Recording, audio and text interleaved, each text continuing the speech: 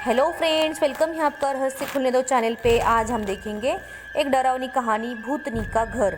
एक शहर में एक बेहद पुराना घर था। उस घर को सब लोग भूतिया और अपशकुनी कहते थे, क्योंकि जो भी वहाँ रहने आता उनकी किसी न किसी कारण से मृत्यु हो जाती।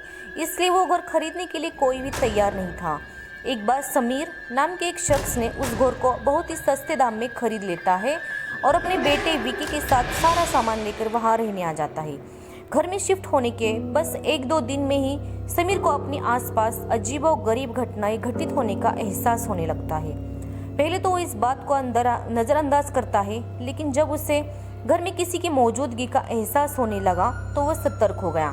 एक दिन विकी दौड़ता हुआ समीर के पास आया और कहने लगा कि वॉशरूम में पानी अचानक से बंद हो गया और उसने वहाँ सफ़ेद कपड़े में एक औरत को देखा है। इतना कहते कहते विकी अचानक से चुप हो गया और समीर की ओर उंगली दिखाते हुए कहने लगा, पापा, वो औरत आपके पीछे खड़ी है।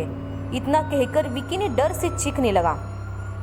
समीर विकी को गोद में उठाकर उसी वक्त घर से बाहर निकल गया।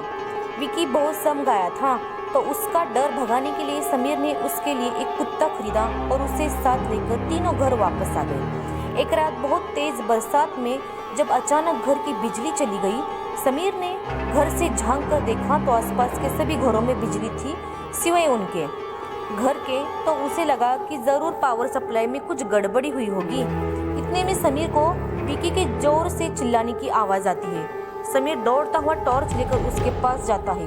विकी को दोबारा से घर में वो औरत दिखाई देती है। विकी को सहमत देखकर समीर उसे अपने साथ बिजली ठीक करने के लिए पावर हाउस ले जाता है। उनका कुत्ता भी वहाँ देखता हुआ जोर जोर से भौंकने लगता है। समीर को आभास होता है कि कोई उनके पीछे पीछे आ रहा है। पावर हाउस का दरवाज़ा खोलते ही समीर को सामने एक लाश दिखाई देती है। लाश को देखकर विकी भी डर के मारे चिल्लाने लगता है। समीर अपने बेटे को लेकर तुरंत दरवाज़ा खोलकर घर से बाहर भागने की कोशिश करने लगता है।